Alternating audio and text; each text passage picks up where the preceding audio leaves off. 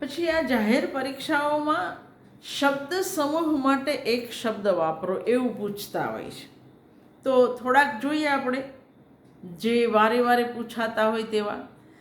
10 વર્ષના પેપર લઈને બેસો અને સોલ્વ કરો તો તમને કોઈ નાપાસ કરી શકે એમ નથી. પણ પ્રશ્ન એ છે કે અમારે 10 વર્ષના પેપર ભેગા કરીને એને શોધવાની એવી બધી મહેનત કરવાની ટેવ અમારામાં નથી. એનીવે, શબ્દ સમૂહ માટે એક શબ્દ જેની બુદ્ધિ સ્થિર છે તે, તો સ્થિત પ્રજ્ઞા એના માટેનો શબ્દ. પ્રયત્ન કર્યા વિના થવું, તો અનાયાસ. આયાસ એટલે પ્રયાસ, અનાયાસ. તત્વને જાણનાર વ્યક્તિ, તત્વજ્ઞ. સહેલાઈથી મેળવી શકાય તેવું, તો સુલભ. પૂર્વે કદી ન જોયું હોય તેવું, અપૂર્વ. પગે ચાલવાનો રસ્તો, પગદંડી. ચાલવાનો અવાજ, પગરવ. એક જ સમયમાં થઈ ગયેલા સર્જકો, સમકાલીન. જેની પત્ની મૃત્યુ પામી છે તે પુરુષ, વિધુર. અને એનાથી ઊંધું કરો, પતિ મૃત્યુ પામ્યો છે તો વિધવા. આંખ આગળ સાક્ષાત ખડું થઈ જવું, તો તાદૃશ. 3 કલાકનો સમયગાળો, પ્રહર.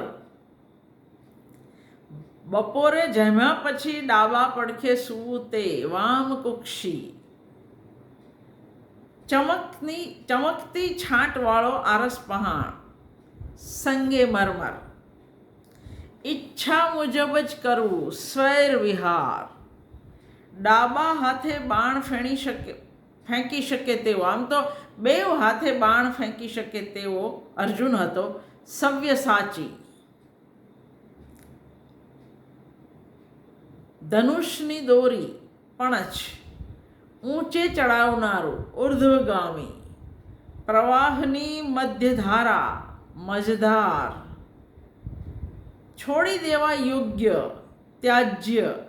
જોઈ ન શકાય તેવું, અદીઠ. દિશા અને કાળનો સમૂહ, દિક્કાલ. માથે પહેરવાનું વસ્ત્ર, શિરપાર.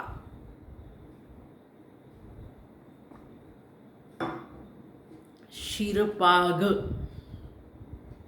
ઝાડની છાલનું વસ્ત્ર, વલ્કલ. પથ્થર પર કોતરેલો લેખ, શિલાલેખ. ચંદ્ર જેવા મુખવાળી, તો શશિવદની. કન્યા પોતે જ્યાં વર પસંદ કરે તે, સ્વયંવર.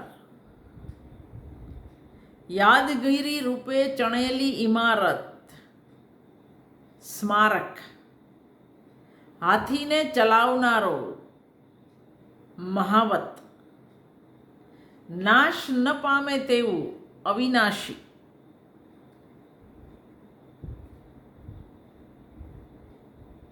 બીજા કશા પર આધાર રાખતું, સાપેક્ષ. દહીં વલોવવાથી નીકળતું તત્વ, ગોરસ.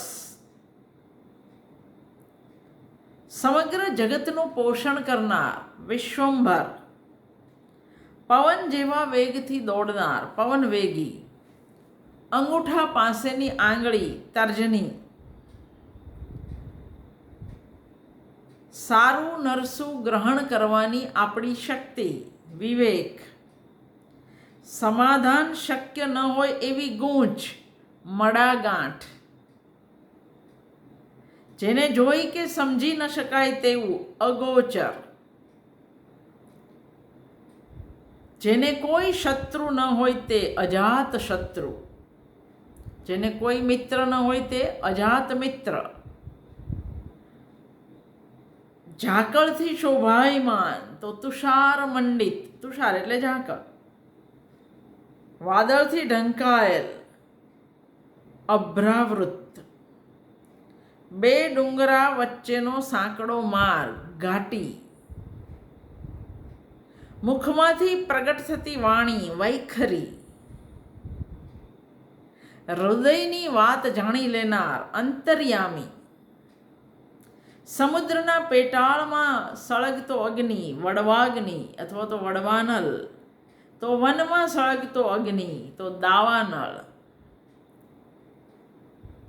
પરસેવાનું ટીપું સ્વેદ બિંદુ, સિંહની ગર્જના ડણક, હાથીની સૂંઢની અણી કર્ણિકા,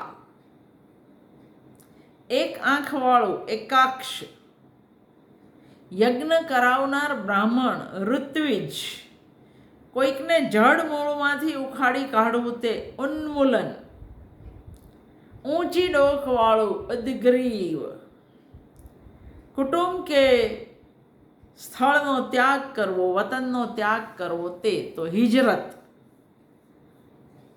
મસ્તક પર ડાળીવાળી સ્ત્રીનું શિલ્પ શાલ ભંજિકા, જમીન પર સૂઈને આઠેય અંગથી પ્રણામ કરવા તે સાષ્ટાંગ પ્રણામ, છાપરાના ટેકારૂપ વચ્ચે મોટું લાકડું હોય તે મોભ, મરણ વખતનું ખતપત્ર વસિયતનામું,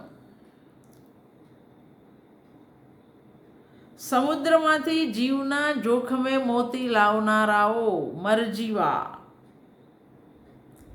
હથિયાર તરીકે ફૂલનો ઉપયોગ કરનાર દેવતા કામદેવ પુષ્પધન્વા, લડાઈ વખતે જુસ્સો પ્રેરે તેવું ગીત તો સંગ્રામ ગીત, તરત જન્મેલા બાળકને ગોળ વગેરે નાખેલું પાણી આપવાની જે વિધિ છે તે ગળથુથી,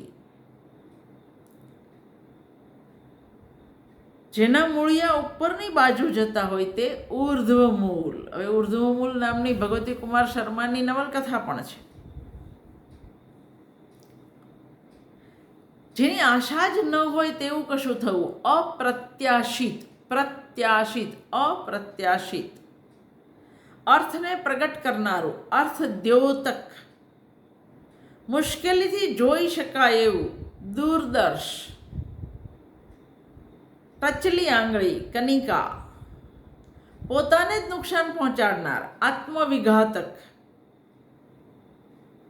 એકબીજામાં પરોવાયેલ, ઓતપ્રોત, મરણ પામેલા, દિવંગત, કાનમાં વાત કેવી, કાનફૂસી, સાંસ્કૃતિક વારસો, ધરોહર, ઓળખ છુપાવીને રહેવું તે અજ્ઞાતવાસ,